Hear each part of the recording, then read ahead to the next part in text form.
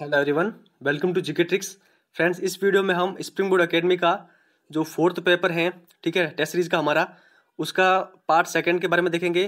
First part में हमने 50 question देखे थे और इस वीडियो में भी हम 50 क्वेश्चन देखेंगे। 50 क्वेश्चन लेने का मतलब है कि वीडियो काफ़ी अधिक लंबा ना हो, इसलिए 50 क्वेश्चन साथ में ले रहे हैं। और फ्रेंड्स, मैं कह सकता हूँ जो फ्रेंड्स इसको कंटिन्यू फॉलो कर रहे हैं और जितने भी क्वेश्चन मैंने बताए हैं वो सभी देखे हैं क्वेश्चन, तो उनको 100% यहाँ से काफ़ी अधिक फायदा होगा।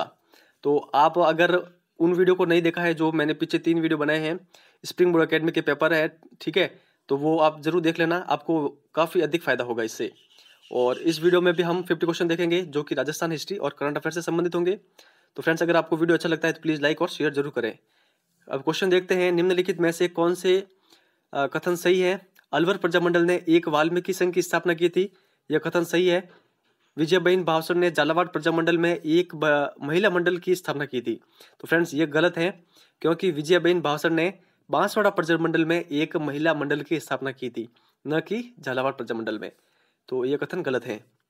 तो यहाँ पर कौन से कथन सही का बोल रहा है? तो केवल एक कथन सही है। नेक्स्ट क्वेश्चन की ओर चलते हैं। नेक्स्ट क्वेश्चन दे रखा है, असत्य को ढूंढना है, ठीक है। तो गोविंद गुरु द्वारा भगत पंथ और संप सभा की स्थापना की गई थी, ये कथन करेक्ट है। एक ही आंदोलन का नेतृत्व मोतीलाल तेजावत द्वारा किया गया, ये भी सही है। संत मगन सागर ने मीन पुराण नामक पुस्तक लिखी थी, ये भी सही है। और लास्ट में जो सबसे लास्ट में दे रखा है, नीमड़ा कांड को राजस्थान का जलियांवाला बाग के रूप में जाना जाता है, तो फ्रेंड्स ये कथन गलत है, क्योंकि मानगढ़ पहाड़ी कांड को राजस्थान का जलियांवाला बाग के रूप में जाना जाता है। तो ऑप्शन नंबर डी इसका सही आंसर है। नेक्स्ट क्वेश्चन देखते हैं। तात्या टोपे के संबंध में कथनों पर विचार करना है। तात्या टोपे रॉबर्ट से कुवाड़ा के युद्ध में पराजित हुए, बिल्कुल सही है। तात्या टोपे ने झालावाड़ और बांसवाड़ा पर अधिकार किया था, ये भी सही है। तात्या टोपे की छतरी सीकर में है, तो ये भी कथन सही है। तो फ्रेंड्स, इसका जो सही आंसर होगा वो होगा option number D. Next question की ओर चलते हैं। नेक्स्ट क्वेश्चन दे रखा है, निम्नलिखित में से सही कथन है। 1857 के विद्रोह के दौरान टोंक के नवाब वजीरुद्दौला ने अंग्रेजों का समर्थन किया था, यह कथन बिल्कुल करेक्ट है। निम्बाहेड़ा में ताराचंद पटेल ने कर्जन जैक्सन की सेना का सामना किया था, यह भी कथन सही है। और कुशाल सिंह की जांच हेतु टेलर कमीशन का गठन किया गया था, तो तीनों के तीनों कथन बिल्कुल करेक्ट है, तो इसका आंसर होगा ऑप्शन नंबर डी, ठीक है। ये जो लास्ट का कथन है काफी इंपॉर्टेंट है और कई एग्जाम में पूछा गया है, जिसका ध्यान रखें कि कुशाल सिंह की जांच हेतु कौन सा कमीशन का गठन किया गया था, तो वो था टेलर कमीशन। अब नेक्स्ट क्वेश्चन की ओर चलते हैं। नेक्स्ट क्वेश्चन दे रखा है, निम्नलिखित में से किसे नवीन जैसलमेर का निर्माता के रूप में जाना जाता है? तो वो है जवाहर सिंह। काफी इंपॉर्टेंट क्वेश्चन है, इसका आप जरूर ध्यान रखें। अब नेक्स्ट क्वेश्चन की ओर चलते हैं। नेक्स्ट क्वेश्चन दे रखा है, निम्नलिखित कथनों पर विचार कीजिए। Assessment of state implementation of business reforms report world bank के सहयोग से औद्योगिक नीति एवं संवर्धन विभाग द्वारा जारी की गई, ठीक है। और नेक्स्ट कथन है, इस रिपोर्ट के अनुसार ease of doing business index में राजस्थान को भारत में 8वें स्थान पर रखा गया है। तो फ्रेंड्स, यहाँ पर जो दोनों कथन है वो दोनों कथन करेक्ट हैं, ठीक है। और इसके अलावा मैं बात करूँ फ्रेंड्स, अगर नॉर्मली बात करें तो जो इस बार की जो ease of doing business index जारी की गई, उसमें राजस्थान को जो स्थान मिला है 2018 की रिपोर्ट में, वो मिला है 9वां स्थान, ठीक है। लेकिन इस रिपोर्ट के अनुसार जो राजस्थान को बता रहे हैं वो है 8वां, लेकिन आपको ऑल ओवर याद रखना है कि राजस्थान को ease of doing business index में कौन सा स्थान मिला है, तो वो मिला है 9वां, ठीक है। या फिर यहाँ पर प्रिंटिंग में गलती हुई है, लेकिन ये स्प्रिंग बोर्ड एकेडमी की जो टेस्ट सीरीज है उसमें ऐसे ही दिया हुआ है, और उन्होंने जो इसका जो सही आंसर बताया वो बताया है ये ऑप्शन नंबर सी। तो इसका आप जरूर ध्यान रखें, ये इंपॉर्टेंट है कि 2018 में राजस्थान को जो ईज ऑफ डूइंग इंडेक्स में स्थान मिला था वो मिला था 9वां स्थान, और ये मैं आपको करंट अफेयर की वीडियो में बता चुका हूँ पहले। अब नेक्स्ट क्वेश्चन की ओर चलते हैं। निम्नलिखित पर विचार कीजिए। सांगड़ा, जैसलमेर, पिंडवाड़ा सिरोही, बालेसर जोधपुर और सांचौर जालोर उपयुक्त में से 2 नए ब्लॉक वर्ष 2016-17 में mitigating poverty in western Rajasthan परियोजना में शामिल किए गए। तो ऐसे 2 नए ब्लॉक कौन से हैं? तो वो है ऑप्शन नंबर बी, इसका सही आंसर है पिंडवाड़ा सिरोही और बालेसर जोधपुर, ठीक है फ्रेंड्स, इसका आप ध्यान रखें। अब नेक्स्ट क्वेश्चन की ओर चलते हैं। निम्नलिखित को सुमेलित कीजिए। एक तरफ दे रखी है परियोजना और वित्त पोषित संस्था दे रखी है दूसरी साइड में। तो अब देखते हैं, थोड़ा ऊपर कर लेते हैं, ठीक है। यहाँ पर चारों को सुमेलित करना है। तो देखते हैं, जो राजस्थान शहरी क्षेत्र विकास विनियोजन कार्यक्रम है वो है ADB, इसका सही आंसर है, ठीक है। सामने का करेक्ट दे रखा है। राजस्थानी ग्रामीण आजीविका परियोजना, इसका सही आंसर है विश्व बैंक, ठीक है, सामने दे रखा है। और राजस्थान वानिकी एवं जैव विविधता परियोजना द्वितीय चरण, तो इसका सही आंसर है JICA, ठीक है। और mitigating poverty in western Rajasthan, इसका होगा IFAD।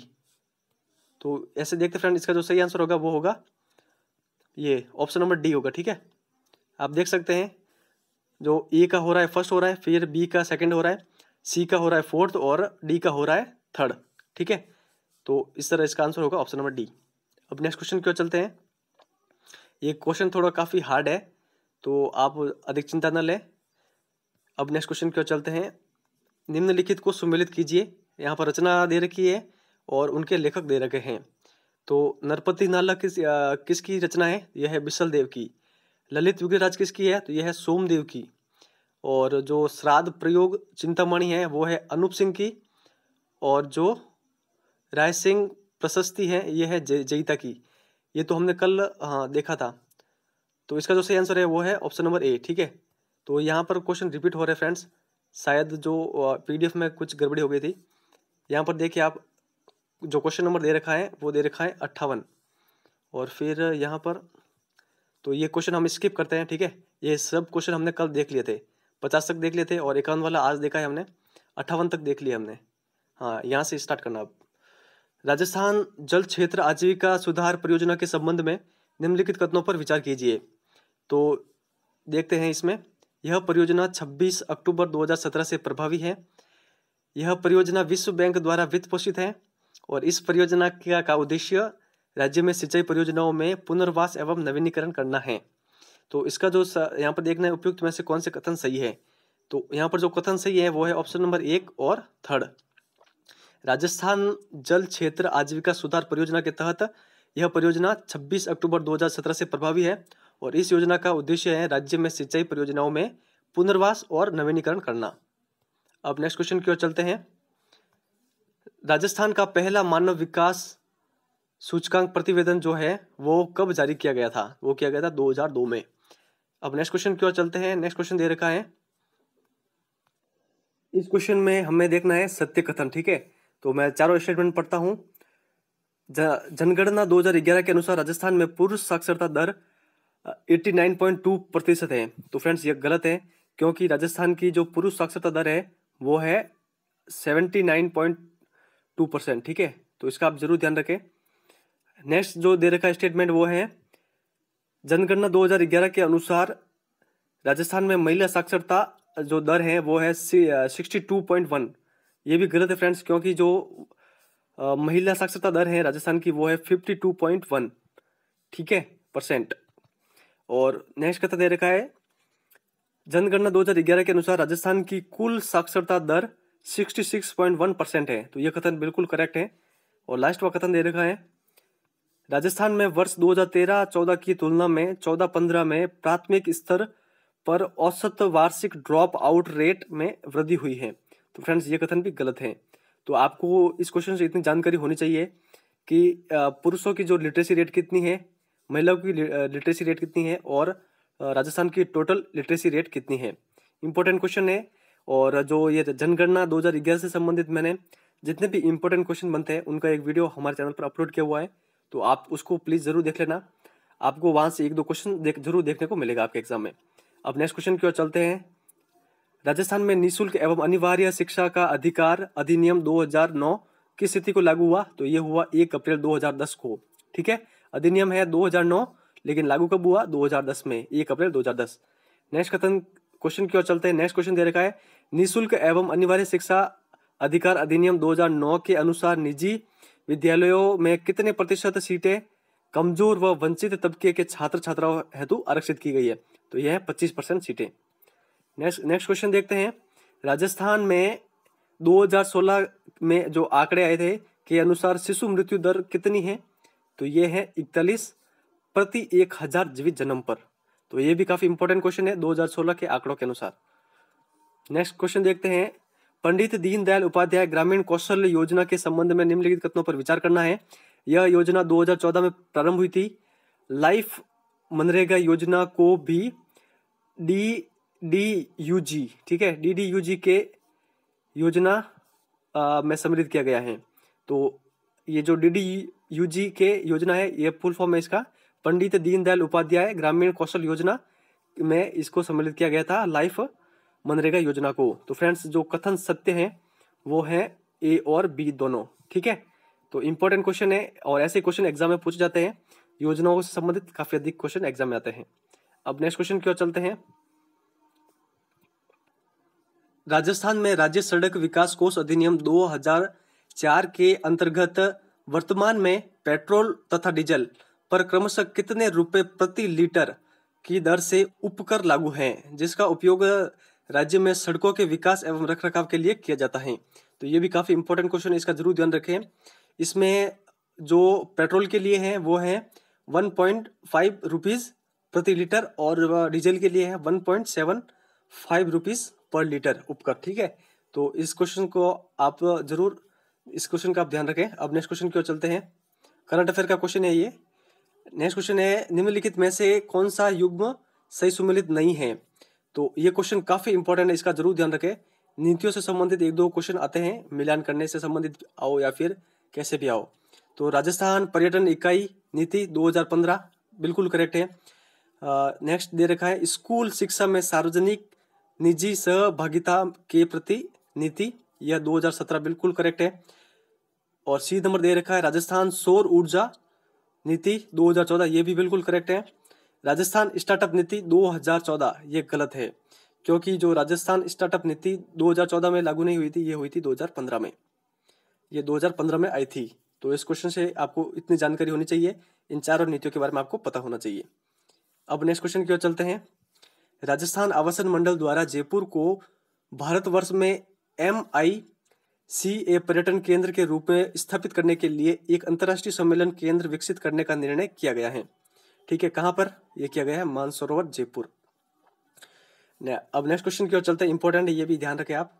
ये जो क्वेश्चन दे रखे हैं ये करंट अफेयर से संबंधित है, तो आप ज्यादा घबराए ना। अब वापस राजस्थान हिस्ट्री की ओर आते हैं। राजस्थान हिस्ट्री के क्वेश्चन आ गए हैं, मिलान करना है सूची 1 और सूची 2 से। सारंगपुर का युद्ध दे रखा है, बदनौर का युद्ध दे रखा है, चंपानेर और आवल बावल की संधि। तो फ्रेंड्स, जो सारंगपुर का जो युद्ध हुआ था, सारंगपुर का युद्ध हुआ था 1437 में, बदनौर का युद्ध हुआ था 1457 में, चंपानेर की जो संधि हुई थी वो हुई थी 1456 में और आवल बावल की संधि हुई थी 1453 में। तो इंपॉर्टेंट क्वेश्चन है, इसका जरूर ध्यान रखिए फ्रेंड्स।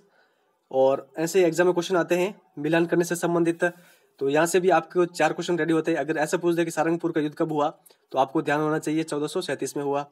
और या फिर चंपानेर की संधि कब हुई थी, तो ये हुई थी 1456 में। तो ये इंपॉर्टेंट क्वेश्चन है, तो इस तरह से का जो सही आंसर होगा वो होगा option number C. Next question की ओर चलते हैं। निम्नलिखित में से किसने हुड्डा सम्मेलन में भाग नहीं लिया था? तो ये थे भीम सिंह जी, इसके अलावा जगत सिंह जी, दलेल सिंह जी और बख्श सिंह जी, इन तीनों ने यहाँ पर भाग लिया था। मैं जल्दी जल्दी इसलिए चल रहा हूँ ताकि वीडियो लंबा ना हो, नहीं तो मैं एक्स्ट्रा फैक्ट और भी बता सकता हूँ। निम्नलिखित में से किस रचना पर कुंभा ने टीका नहीं लिखी थी? तो फ्रेंड्स, यह जो क्वेश्चन है वो डिलीट किया गया था स्प्रिंग बोर्ड एकेडमी का, तो इसकी जो आंसर की नहीं दे रखी है, और मैंने भी सर्च करने की कोशिश की लेकिन मुझे इसका जो सही आंसर नहीं मिला है। तो अब नेक्स्ट क्वेश्चन की ओर चलते हैं।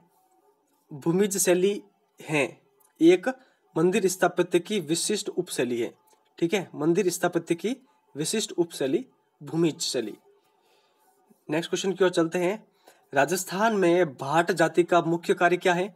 तो भाट जाति का जो मुख्य कार्य है वो है विभिन्न परिवारों की वंशावलियों का अभिलेख रखना, ठीक है। तो काफी इंपॉर्टेंट क्वेश्चन है, इसका जरूर ध्यान रखें, भाट जनजाति से संबंधित।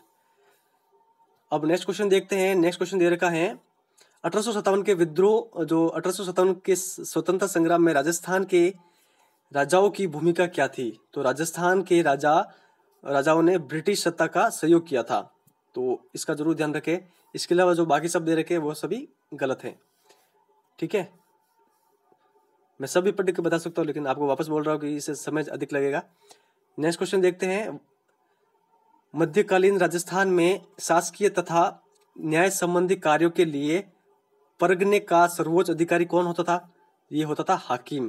कौन होता था? हाकिम, परगने का सर्वोच्च अधिकारी। राजस्थान में वल्लभ संप्रदाय, पुष्ट मुर्गी, जो पुष्ट मार्गी संप्रदाय है के जो केंद्र है वो है, यहाँ पर देखना है, कोटा, नाथद्वारा, महामंदिर और कांकरोली दे रखे हैं। तो फ्रेंड्स यहाँ पर 3 शायद है, कोटा, नाथद्वारा और कांकरोली। तो यहाँ पर जो इसका जो सही आंसर है वो है ऑप्शन नंबर डी, 1, 1, 2 और 4 सही है। ठीक है, ध्यान रखना, काफी इंपॉर्टेंट है, वल्लभ संप्रदाय के केंद्र। नेक्स्ट क्वेश्चन देखते हैं। सुमेलित करना है किराड़ू के मंदिर। ठीक है, स्थल और मंदिर दे रखे हैं। तो किराड़ू में सोमेश्वर मंदिर है, और नाकोड़ा पार्श्वनाथ मंदिर, और खेड़ में रणछोड़ जी का मंदिर, और ओसिया सचिया माता जी का मंदिर। तो इस तरह इसका जो सही आंसर होगा वो होगा ऑप्शन नंबर बी। ठीक है, आप मिलान करके देख सकते हैं। 1934 में नागरी प्रचारणी सभा की स्थापना कहाँ की गई थी? तो यह की गई थी धौलपुर में। ठीक है, नेक्स्ट क्वेश्चन देखते हैं। नेक्स्ट क्वेश्चन दे रखा है, यहाँ पर जो शैली दे रखी है और उनसे संबंधित नाथद्वारा शैली, पिछवा चित्रांकन बिल्कुल सही है। कोटा शैली, और यहाँ पर नीचे दे रखा है बूंदी शैली। बूंदी शैली का होगा पशु पक्षियों की शैली है। पशु पक्षियों के अधिक चित्रांकन मिलते हैं इसमें। नीचे एक और दे रखा है, इसीलिए थोड़ा वो हो रहा है, तो इसको जूम आउट कर लेते हैं थोड़ा सा। ठीक है, जो ये शिकार के दृश्य हैं वो है कोटा शैली के, और जयपुर शैली की विशेषता है मुगल शैली का जो सर्वाधिक प्रभाव। तो फ्रेंड इस तरह इसका जो सही आंसर होगा वो होगा ऑप्शन नंबर सी, इसका सही आंसर होगा। ठीक है, अब नेक्स्ट क्वेश्चन की ओर चलते हैं। नेक्स्ट क्वेश्चन दे रखा है, राजस्थान में लोक चित्रकला के अंतर्गत कागज पर जो चित्र उकेरे जाते थे उन्हें क्या कहा जाता है? उन्हें कहा जाता है पाना। क्या कहा जाता है? पाना। नेक्स्ट क्वेश्चन देखते हैं। मनोहर, गंगाराम, कृपाराम और जगन्नाथ किस चित्र शैली के प्रमुख चित्रकार हैं? तो यह है मेवाड़ शैली के। तो फ्रेंड्स मैंने जो ये चित्र शैलियों से संबंधित एक वीडियो बनाया है वो काफी इंपॉर्टेंट है। उसमें मैंने सभी क्वेश्चन इंक्लूड कर दिए हैं जो कि आपके एग्जाम के दृष्टि से इंपॉर्टेंट है, और यह आपके सिलेबस में भी चित्रकला का दे रखा है, चित्र शैली का, तो वो वीडियो आप देख सकते हैं। उसमें मैंने सभी ये जो दे रखे हैं, जैसे कि ये प्रमुख चित्रकार हैं और उन चित्र शैलियों की विशेषता क्या क्या है, वो मैंने सभी बताई है। तो वो वीडियो देख लेंगे तो आपका अगर कोई भी क्वेश्चन बनेगा कहीं से भी तो छूटेगा नहीं। ठीक है, यहाँ पर इस क्वेश्चन का जो सही आंसर है वो है मेवाड़ शैली। राजस्थान की साहित्य विरासत के संरक्षण का कार्य कर रही है। ठीक है, राजस्थान की साहित्य विरासत के संरक्षण का कार्य कर रही लोक संस्कृति शोध संस्थान कहाँ पर स्थित है? यह स्थित है चूरू में। ठीक है, लोक संस्कृति शोध संस्थान चूरू। मध्यकालीन राजस्थान में मुत्सदी था, यह था अधिकारी वर्ग।